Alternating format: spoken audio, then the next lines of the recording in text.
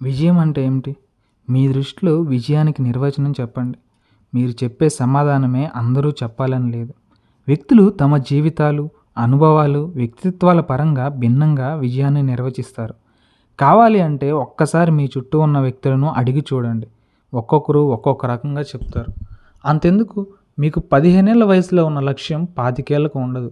విజయం నిర్వచనం కూడా వయసును బట్టి మారిపోతుంది.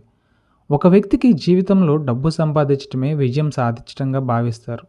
కోటీశ్వరుడు అయితే చాలు తాను విజయం సాధించినట్టే అని ఫీల్ అవుతాడు. ఒక నిరాశ్రయుడి దగ్గరికి వెళ్ళి అతనిని జీవితంలో విజయం అంటే ఏమిటో అడిగి చూడండి. తాను ఉండేందుకు చక్కటి ఇల్లు ఉంటే, నిర్మించుకుంటే చాలు, అదే తనకు పెద్ద విజయం అంటారు. ఏళ్లగా ఒంటరితనంతో బాధపడుతున్న వారిని అడిగి చూడండి. తనకు చక్కటి తోడు దొరికితే చాలు, తాను ఈ ప్రపంచాన్ని గెలిచినట్టే అంటారు. విజయం అంటే ఒక రాష్ట్రానికి ముఖ్యమంత్రి కావటమో, అంబానీల కోట్లు సంపాదించటమో కాదు. జీవితంలో తమకు అత్యవసరమైనది సాధించటం. కొందరికి కలల ఇల్లు కట్టుకోవడమే అతిపెద్ద విజయం.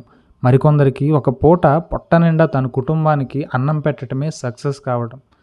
ఒక వ్యక్తి ఉన్న పరిస్థితిని బట్టి విజయం నిర్ణయం అవుతుంది. కొందరికి డబ్బు సంపాదించడమే లక్ష్యంగా పెట్టుకుంటారు, అదేవిధంగా భావిస్తారు. నిజానికి డబ్బు సంపాదనకు అంతు ఉండదు. అదే విజయం అనుకుంటే ఆ వ్యక్తి ఎప్పటికీ సక్సెస్ అవ్వలేడు.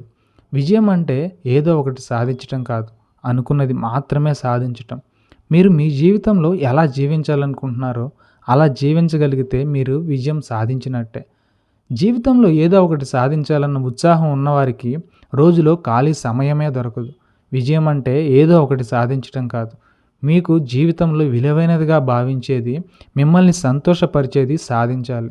అప్పుడే మీరు నిజమైన విజేతలు. మీకు జీవితంలో సాధించేందుకు ఏదీ లేదంటే అర్థం మీరు బద్ధకస్తులని. వారికి ఎదుగు బొదుగు ఉండదు. ఎక్కడ వేసిన గొంగలి అక్కడే అన్నట్టుగా ఉంటుంది వీరి జీవితం. విజయానికి అపజయానికి చాలా చిన్న తేడానే ఉంటుంది. అవకాశం వచ్చినప్పుడు అందుకొని పైకి ఎగబాకేవాడు విజేత అవుతాడు. అవకాశం వచ్చినా పట్టించుకోకుండా బద్ధకంగా కూర్చునేవాడు అపజయం పొందినట్టే లెక్క. మీరు రోజులో ఎక్కువసేపు ఖాళీగా కూర్చుంటే మీకు జీవితంలో ఎదురయ్యేది అపజయమేనని ఫిక్స్ అయిపోండి. కాబట్టి మిమ్మల్ని మీరు బిజీగా మార్చుకోండి. ఏదో ఒక పని చేస్తూనే ఉండండి. ఈ వీడియో కనుక మీకు నచ్చి ఉంటే లైక్ చేయండి, షేర్ చేయండి, సబ్స్క్రైబ్ చేయండి. Thank you friends.